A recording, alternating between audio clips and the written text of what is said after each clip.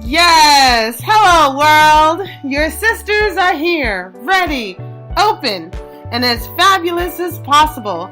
These are your sweets, Makeda and Melanie. And you're now listening to Gurl. Girl, what? So, the beginning of every episode, we talk about and share our drink for the show. What is our drink? So, today's drink is... We got grown people in the building. We are just going to taste on a little bit of Moscato. Now, Makeda is sick, so she's going to be drinking some water. She has I'm bronchitis. drinking alkaline water. All right. Yeah, I mean, with the cold and flu season rampant, I have been a victim. I have fallen victim. I actually took my nephew to the hospital last night, and after getting his diagnosis and realizing that I had been catching whatever my beautiful nephew, handsome nephew Zachary, who's 3, has been getting, I said, you know what, I have to be proactive and make sure that I'm okay. For those of you that may not know, I have one of those masks on, so if I sound a certain way, that's probably why.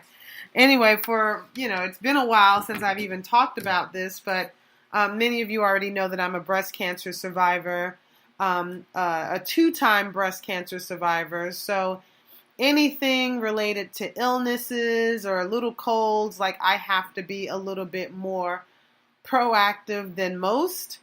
And even when I checked in today, look, I had congestion. I've been coughing a lot all through the night.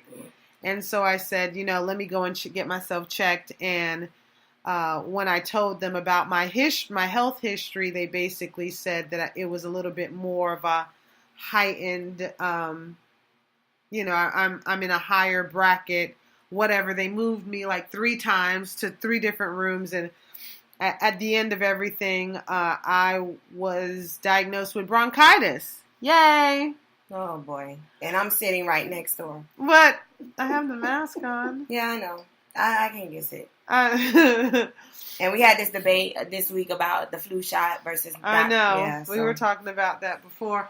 My doctors, my primary doctor did tell me that if you are sick, that is not the time to get the flu shot.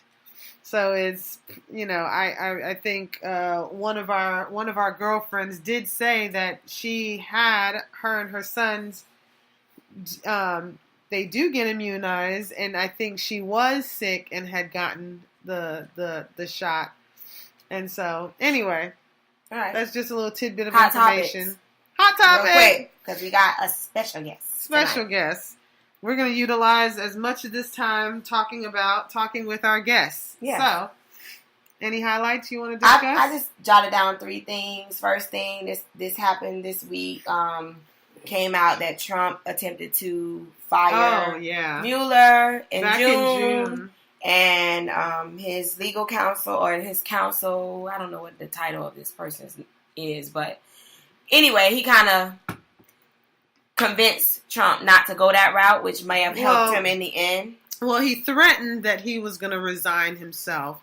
And when the press were pressing President Trump in asking about this situation, once again, Trump said that it's all fake news. Fake news. Everything it's not real. Fake. Everything is fake except for him. Yeah. But anyway, we're not going to stay on that too long. No, we're not. He did go to Davos for some international conference to push his America First agenda. I can't really say how it was received, but I'm just acknowledging that too happened this past week. I haven't really been because I've been sick, I haven't really been paying that much attention. But we will keep watching the soap opera, because to me, the world we live in right now, it just seems like we're watching Scandal every day. 2018, baby, 2018. It is our time. We have to flip Florida and everything else blue. Okay. Anyway, midterm elections. Midterm elections. Get your behinds out there and vote. And on that note, topic number 2, JayZ was on the Van Hunt show, which was the very first Van Hunt show last night, and it was awesome. Yeah. He was very candid. He was very transparent. Mm-hmm. He, along with, it seems like more African American celebrities are taking initiative to try to pull the Black community back, and they see a need for change. Mm-hmm. And so he is using himself and his wife and his experiences as an example to make some changes in our community. And despite their struggles and their things that they've gone through in their marriage, he was very candid and open about the fact that, you know what, it's now the time to learn from mistakes, change the outcome of their future, meaning don't quit. They decided to stick it out so that they could change the dynamic of their lineage, I guess. Mm-hmm. And they're hoping to encourage others to do the same for the benefit of our community. And so the question was asked last night, is he a part of the Illuminati, which I thought was funny. Oh, yeah, he did. And his response was, I'm a part of a new Illuminati. So take it how you want to take it. Take it how you want to take it. I don't know if that meant, he's a follower of Jesus Christ. I don't know what it meant, but he did not say no. He just said that he is a part of a new Illuminati, whatever that is. And it could have been in jest. Yeah, it could have been. But but he did make some yeah.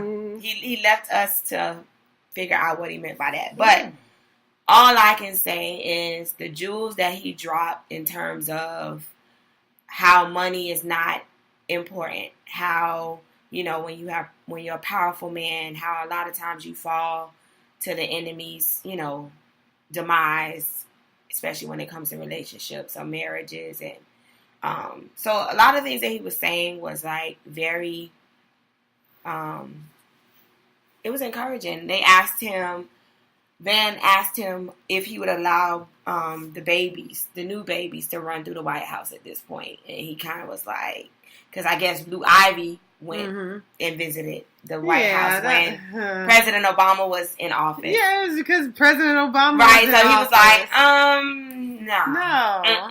no, it ain't happening. So apparently today, Trump tweeted something to JayZ.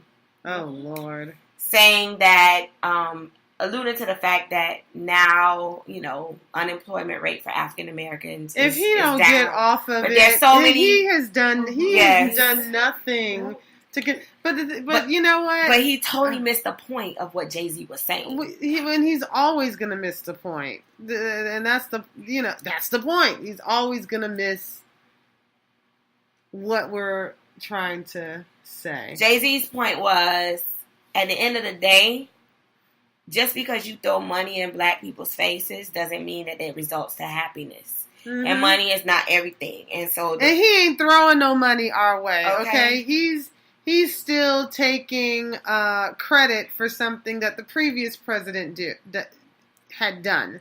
And at what point do you start saying? It's amazing to me that he only takes credit for things when it's going well, and then he places blame on President Obama when things are not going well. But anyway. So I want to get my facts right. This was the question. Van asked JayZ whether Black employment figures redeemed Trump's presidency. And so I'm paraphrasing his response, was, it's not about money. You treat people like human beings. That's the main point. The importance of treating people like humans and not focusing on the money factor. And so Trump's tweet today was ridiculous, Somebody please inform JayZ that because of my policies, Black unemployment has just been reported to be the lowest rate ever recorded. Oh, okay, so that's enough. Okay, so we gave him enough airtime for today. But the third point, Grammys tonight. The Grammys. Red carpet. I'm going to watch it when we're done recording. Yay. And I'm excited. Me too. I'm excited to not think about anything political for the evening. So anyway, on that note, let me just say before I introduce our lovely and beautiful guest, y'all comment. If you're listening, comment in the chat section so we can see that you're here. If there's something that we say that you want us to reiterate or you want us to add or you have your own feedback you want us to add into the show, drop us a comment or something so we know you're listening. We know you're listening.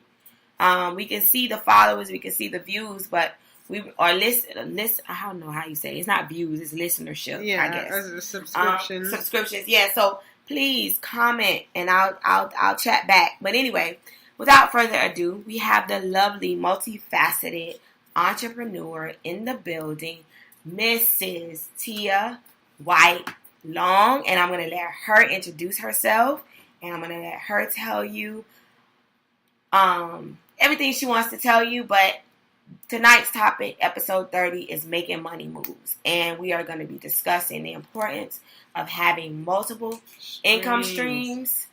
And we want to try to get this money. Let's make this money. This money. So go ahead. You have Hello. My name is Thea Long White. I am about the business of education because education is my business. When Melanie asked me to come in for an interview, I really wasn't sure exactly what she was going to be talking to me about because I'm involved in a lot of different things. Yeah. So, which aspect are you? I want to hear it all. I want to hear everything. This is your time to sell yourself. The door is open. This is your time to get people to do whatever you want them to do, to buy whatever you want them to buy, to empower them whatever way you want to empower them. We are just here as a platform to inspire, encourage, empower the Black community and showcase people in our community that's doing things. Okay. But our underlying topic is stressing the importance of the Black community or anybody who's trying to make, to live on purpose, but at the same time, they want to make money. Okay. And stress the importance of don't just have one stream of income. And I have some research that I'm going to back you up with. Okay, multiple streams of income. I've always been a person that was always about my business. I don't care if it was when I first started working at McDonald's when I was 14 years old. I wanted to make sure that those fries look exactly like the advertisement. So when it comes to putting systems in place and making sure that people get the product that you're asking for, that's what I'm about. And I'm about that when it comes to, I'm a hairstylist, I own real estate, so I'm a landlord, I'm a teacher, I always say teacher, not a preacher, because, sometimes I have to listen to the things that I'm telling people and start abiding by those things, because I don't always do what I tell people to do. So sometimes even when I'm inspiring myself or when I'm teaching, I'm also doing it for me too. So it's a plethora of other things I'm involved in. I also have a book that will be out in May. It is on pre-order at www.thea.miami. Tell them the name of the book. Drop the jewel. The name of the book is called Sprouting into Greatness. And like I said, I am an educator also. I'm a teacher. And I have a special place in my heart for educators, especially the public school teacher. I try to, help them to put systems in place so that they can realize that the same thing that they're doing for the public school system, they can branch out on their own and do that same thing for themselves. Not just teachers, but I don't care what it is that you're doing. Anything, everything that you're doing right now, you should look at that as the training that you need to branch off and do it on your own. That should always be the ultimate goal of a worker. Yeah. Let me ask you. So your first job, as far as I guess your biggest thing is you were a teacher first, and then you decided that you wanted to get into the real estate, into these other avenues, or like where did the mindset come in where you said, I need additional resources, I want to work on multiple streams of income? Where did those thoughts come about? Well, I'm going to start it off with a quote by Warren Buffett. He says, someone is sitting in the shade today because someone planted a tree yesterday. Mm-hmm. So if the tree was planted yesterday, I'm in the shade. Sometimes you're in the shade and you really don't even realize that you have shade. Just the fact that I grew up seeing success, it made me want to become successful. Mm-hmm. So I was surrounded around success on a daily basis. Okay. And I was always around people who were trying to make things happen. Like we opened up and she was like, we're about to make it happen. That's what I pride myself on, seeking individuals who are always trying to make it happen. I'm even as an employee in different jobs, I always took the leadership aspect. I wanted to see, what is the leader saying doing? I didn't always want to be where I was. Mm-hmm. I was always dressing for the job that I wanted and not the job that I have. So I do that on a daily basis with almost everything that I involve myself in. So I didn't start off in the public school system as a teacher. I started off as first a substitute teacher in 1996, right after I went to Miami-Dade for a couple of semesters and got my credits. Mm-hmm. And I became a substitute teacher after I was at that time a hairstylist. Already at that age, I was 19, I already owned my own home. So in my house, I always try to make my house somewhere that I could make money off too. So I was doing hair, and it wasn't a bootleg situation. I turned my garage into a salon. It was the keep state, that overhead low, baby. Keep it low. The state came in. They gave me my certificate to run business at the home. So good. It was called Sexy Like a Mother Salon Boutique. So I was making great money. So that was my first profession. And after, doing it for so long, I started working at MTI as a cosmetology instructor. So I was already in education. Like I say, education is my business. With almost any and everything that I do, I always find a way to educate people on how to do it. So I've always done those type of things. So on Mondays, like Mondays and Tuesdays, really Mondays and Wednesdays weren't really busy days. So those weekdays I would sub for the public school system at different schools in Miami-Dade. I would be a substitute teacher. And then I became a paraprofessional.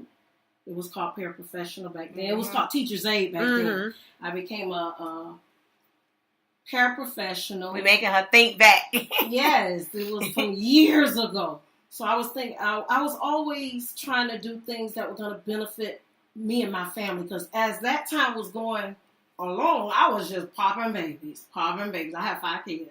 Oh, wow. I have 5 children, 4 girls and 1 boy. So I'm having kids during this time, and I'm thinking, I started off, when I first had my first child, I'm like, oh my goodness, I didn't know that the milk cost so much money. Mm-hmm. So I was like, I need to do something. I need, WIC. I need the WIC. I need whatever I could get. And it was like very humiliating for me to go in that line, first of all, to ask for public assistance. Mm-hmm. Once I did get the WIC, I need some food stamps or something because I got this baby and I don't want to lack for nothing. But when they told me that I could not have a man, not even a man, I couldn't have a car. You couldn't have a car? I could own my own home or have a car and receive public assistance. I'm like, what? Are you serious? But, people, I don't believe in coincidences. That's a bigger question. Yeah, I don't believe in coincidences. I think that everything happens for a reason. At that time, I had a friend who I'm going to skip that part, but I made a way. And a way came, and I got the food stamps that I needed for the time being. And I always say there's nothing wrong with being on welfare, but it is something wrong when you stay on welfare. Generation after generation after generation. I always like to say, somebody got to break the cycle. So I use that as a stepping stone until I could get where I needed to be, where I didn't have to depend on those things. Because it was humiliating for me to even have to have my hand out. Well, the interesting part is it's not humiliating for a lot of people, and that's where they're with no education and not being told, like, listen, this is something that you do to help for a short term. Right. But I think, the way our government operates or had been operating for a long time, it's been a crutch. It's been a crutch in our community. They tell you that you can't acquire and earn certain things. And look, the cost of living is really high in Miami. And it's a struggle for, single women that have multiple kids. It's trying to, anyway, I don't want to get into that big. I'm going to bring y'all back. But that was the first child. Yeah. That was the first child. And I always said, if I do things, you have to learn from your mistakes. And when you make mistakes, you rectify it. Yeah. So that's funny. We were talking about that today. After working in the public school system as a substitute teacher and seeing the need, there was a need for someone who had structure, who was a disciplinarian, and someone who could deal with the kids in a professional manner. I always, held them to higher standards, and they wanted someone like me around, so they would always call me, and it was like I didn't want to tell them no. I would say, another school called me when I couldn't make it. But there was I think the state was saying that if paraprofessionals go back to school, they'll pay for that. I was bogus anyway, but anyway, that inspired me to get the job of being a paraprofessional. And after being a paraprofessional for a couple of years, I then went back to school and I became a teacher. And then after that, I just kept on getting more degrees because it was a long span where we didn't get paid. We didn't get a raise for almost like 10 years. But all of those years, I kept getting raises because I kept going back to school to get a higher degree. Right. Going back to school to get a higher degree. So I was getting my raises because I was, bettering myself. And the thing is that I'm a strong believer in wherever you are, we should never get complacent. We should never get stagnant. We should always be trying to, in so many words, build our portfolio to become better. Right. So I did some research, and I'm a strong believer that you have to round yourself out. I think a lot of people think that when you become so busy or you have a lot of things going on, you become more stressed. I feel that when my life is balanced, meaning I'm doing things that I have to do and doing things that I love to do, and stretching my income bracket, and living on purpose, I think that is a stress reliever in itself. You feel like you're living for a reason. You're not just waking up every day, day in, day out, doing the same thing over and over again. So the topic of multiple incomes, there was an article in the U.S. News, and it said that multiple streams of income are no longer a luxury. It's almost become a necessity. And there it's very important to diversify your investments and increase your cash flow. So there are 4 categories. The first category is employee income. That's the most risky. That's when you work for somebody. And it's the most risky because at any point somebody could lay you off or fire you. And the idea behind this research is to explain the fact that try to have, if you can, set a goal to have all 4 streams of income that I'm about to say. So this is the time if you wanted to write notes, if you want to take out a piece of paper. These are the 4 categories. Your employee income. The second category is to be self-employed. Now, self-employed is less risky than being an employee an employee. However, being self-employed, it's tiring because you are it. You are everything.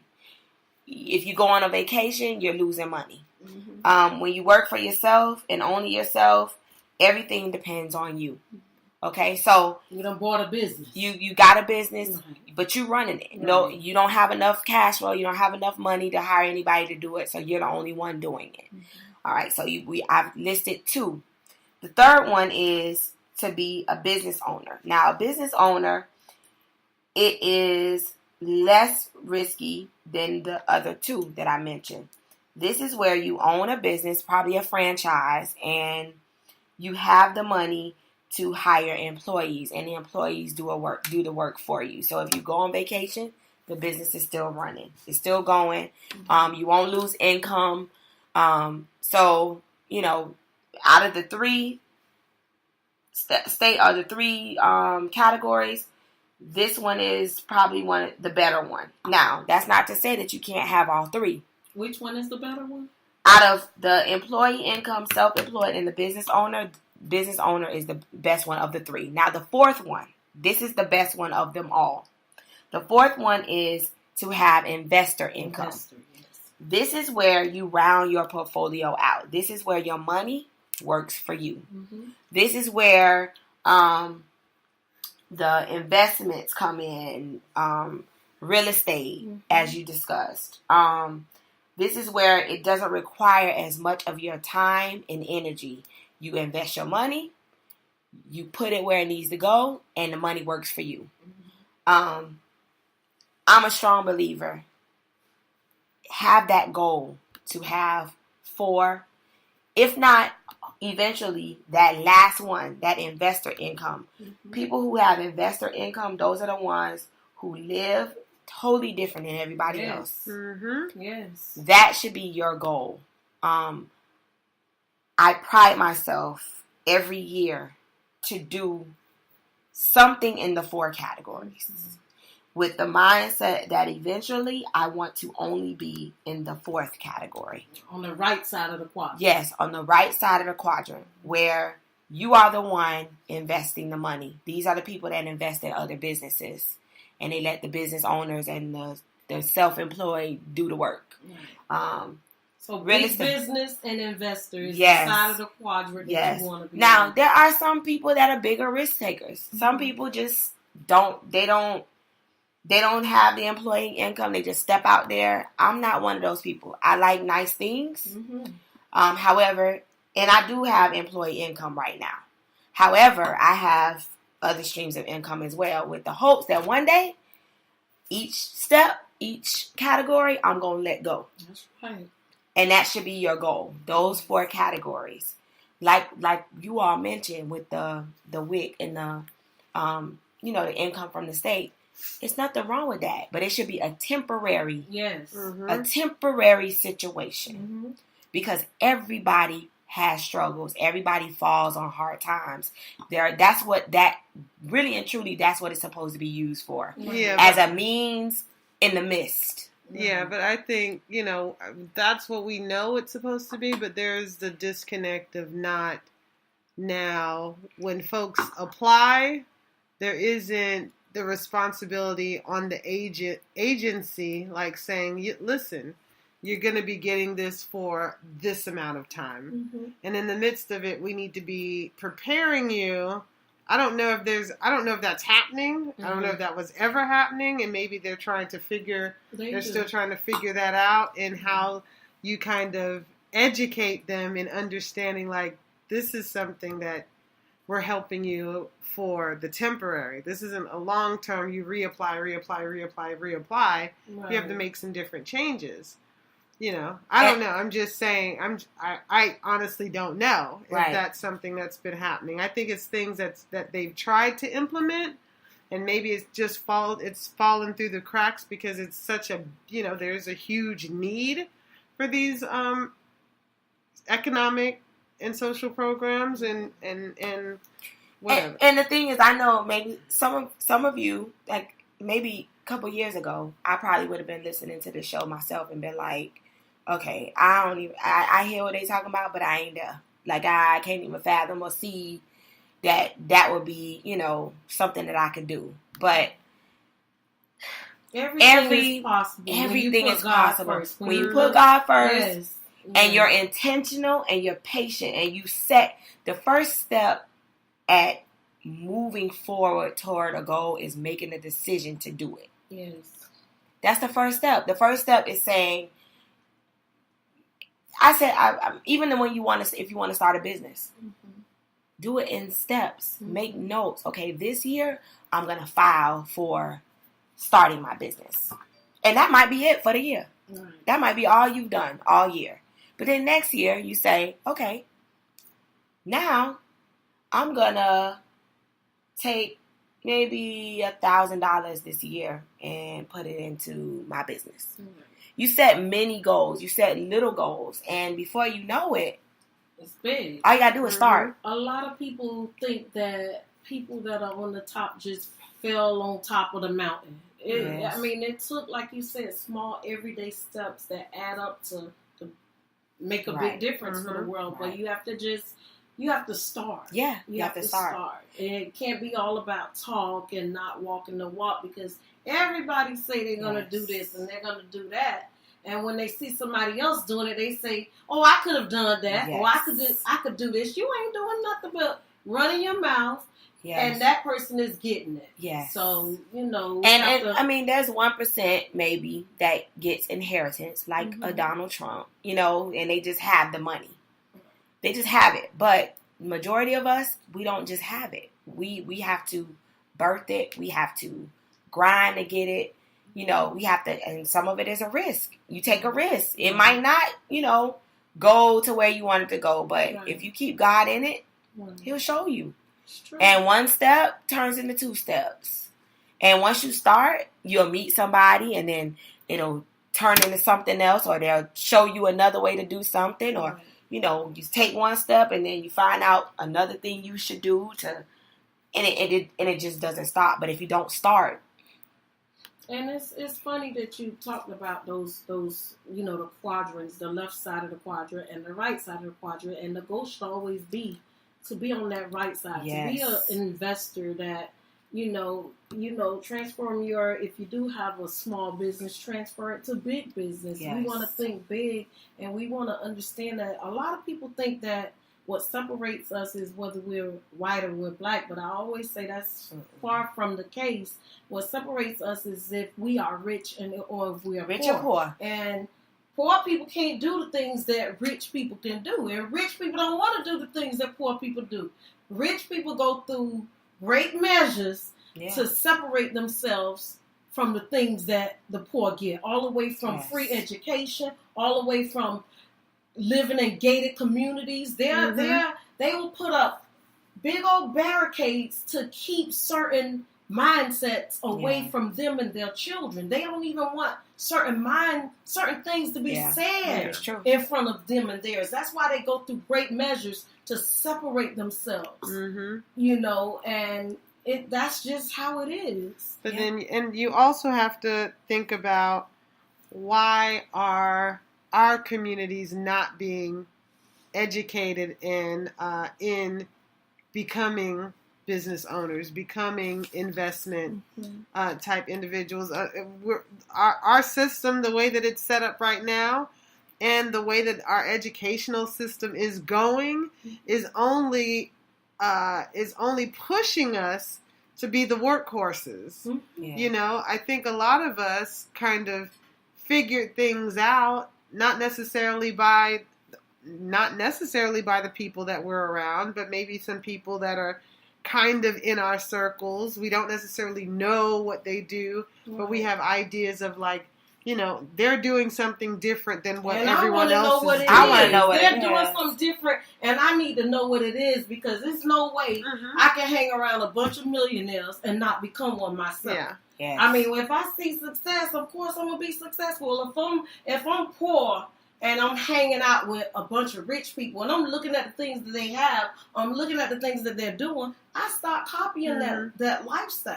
I start to just hanging around them. I'm gonna get the spillage. Some people you could just be around, and just because you're in their presence, things that are falling on them are in abundance, and you're going to get the spillage from it. The first thing that people need to do is, if you're working, if you're in that, because I'm in that category, I'm in all 4 categories, but I'm trying to slowly pull myself out of the other categories. But if you're in the employee income category, take some of the money that you're getting and invest in yourself. Yes. Instead of going to get a part-time job, create your own part-time job. Invest in yourself, and then take some of those pennies and invest in stocks. Yes. Invest in things that are going to make money for you. If it's $10, if it's $25, if it's $50, try to get that $50 to grow into $100, and take that $100 and reinvest that and make $500. Take the $500, like keep reinvesting. Yes. Stop spending money on the frivolous. And an interesting thing that we should all maybe collectively work on doing is, why are we shopping all the damn time? Yeah. You know what I mean? It's like, back in the day, honestly, I'm currently residing in my parents' home that they had gotten in the 80s. This is a home that was made in 1940s. And it's an acre property. It's a lot of land. And when I think about, the closet space in these homes that was built back then. Well, no, they're not big. Oh. The homes that were, the homes and things, the new properties that are being made now are humongous. Mm-hmm. But what I see is happening is that we have, especially our community, we feel like we need to constantly... Hey, Des. We need to constantly be, in the malls, or constantly... We're consumers. Yeah, we're the biggest consumers. I know some really wealthy friends that probably have about 50 outfits. And that, I'm just throwing out a number. And we, for every occasion we go to, for everything that we do, we feel like we need to spend our last little dollars to go and get all dolled up for one event. Mm-hmm. You know what I started to do? I started to recycle. Yeah. And I don't care about social media and re-seeing myself in an outfit that I wore, a few months ago. Me either. I can genuinely say it's not that important to me. I look good. I smell good. The outfit, clean. And let me tell y'all, men don't care. Men don't care. Listen, Makeda will tell you. Right. Makeda will tell, even when it comes to buying stuff for the house, I believe in getting the most for my money. At the same time, I was just telling my Makeda and some of our friends today. Today was the first day that I've been to the mall, and I don't know when. And that was only because my husband wanted to go and sit and eat in a food court. Mm-hmm. We both walked in there like, wow, we haven't been in here in a long time. Because I really, honestly, at this point in my life, I don't see the value add. There is no value. I would rather take my $20, $50 and invest in a stock and invest in our property that we're renting out and know that we're going to get some money on top of that. The clothes, listen, I'm going to look presentable. If I got to go somewhere special, that's probably the only time I'm going to buy something. But other than that, especially at work, like you probably gonna see me wear the same thing at least every 2 weeks, 3 weeks. And like I don't. Yeah, and so I was just saying that to say, for those people that are not business creators or entrepreneurs, what's the easiest thing you could probably do is put a yard sale together. Yeah. Go through your closet, and instead of just grabbing stuff to throw and go and take to Goodwill, put $2, just put a price tag next to the item and say you're having a yard sale, but just come away thinking, if I get $2 for this shirt that I spent $50 or $100 on, you've made something back. Yes. Now you're even though these are still not necessarily assets, but now you've created something for yourself. I mean, it's not hard to do. Mm-hmm. My people. Take that money and invest in the stock. You do not have to hang on to clothes that you have purchased 20 years ago, because 20 years ago it was $200 and up. If you don't wear it, if you're not wearing this stuff, why keep it? Designer stuff, take it to the consignment store. Take it to Kathy. Take it to Kathy. Get rid of it, and I'm talking to myself too. Clean the closet out the closet. You can't wait for the next 10, 15 years when some of these things are coming back. Fit back in it. Get rid of it. Exactly. It's true. So anyway, talking about you gonna lose 20 pounds and be able to fit back in. The other thing is I have storage. Mm-hmm. And unfortunately, I'm throwing good money after bad money. Mm-hmm. Get rid of your storage, people. Yeah. Because guess what? If you forget to pay it, it's gonna be auctioned off. Yes. And I have several friends and relatives that have thousands, probably close to, tens of thousands of dollars worth of property that's in storage. That 2 months had gone by, they forgot about it and lost it. Lost all this valuable stuff that we were hanging on to for dear life. And at the end of the day, it's gone. And what can you say? Nothing. Anyway, we're trying to encourage you guys that there is a better way. It is. And everybody is good at something. Yes. Everyone is good at something. Everybody was put on this earth for a specific reason. Yeah, everything happens for a reason. And you know what, JayZ said this last night. When you figure out what that reason is, your life begins. Mm-hmm. When you figure out your purpose and what that reason is, that thing that you don't lose sleep over. Like we were talking before we started the show, and Tia was saying that people think she's crazy because she's all over. She's into everything, but we don't know what God told you to do. Your reason and your purpose might be to be multifaceted. Mm-hmm. Because there's a common thread in the midst of it all.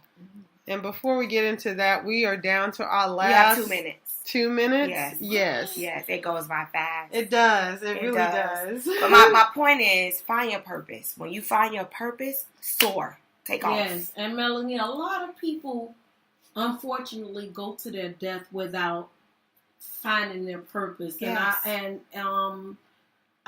have a name for people who are into multiple things and they have that balance with it. They anybody that hold 2 jobs or doing more than one thing, because I don't, especially as an educator, I just don't believe that you could be an educator and be able to pacify all of your needs and all of the things that you need when it comes to finances. Yeah. So I like to call the people who realize that they want to go that extra mile, that they want to go to that extra class, get that master's degree, go ahead and get that doctorate. I like to call those people sprouters, because sprouters, they don't come a dime a dozen. And what a sprouter is someone who speaks positive, realizes opportunity, and understands that nothing matriculates without God first. That's and then tenacity. And it's not chasing the money. We chasing the purpose. Right. That's what we chasing. Then the money comes. Mm-hmm. But when it comes to educators, I want us to have more sense. Yes. With those dollars. Money sense. Yeah. Money sense. Not just, we're smart, we're educated, we have all of these degrees, but when it comes to business, we come prepared to take the back seat. Yes. So I want us to get back on the passenger side, get off the passenger side, and take control of our own ride. So Tia, we are down to our last minute. What do you quickly want to promote?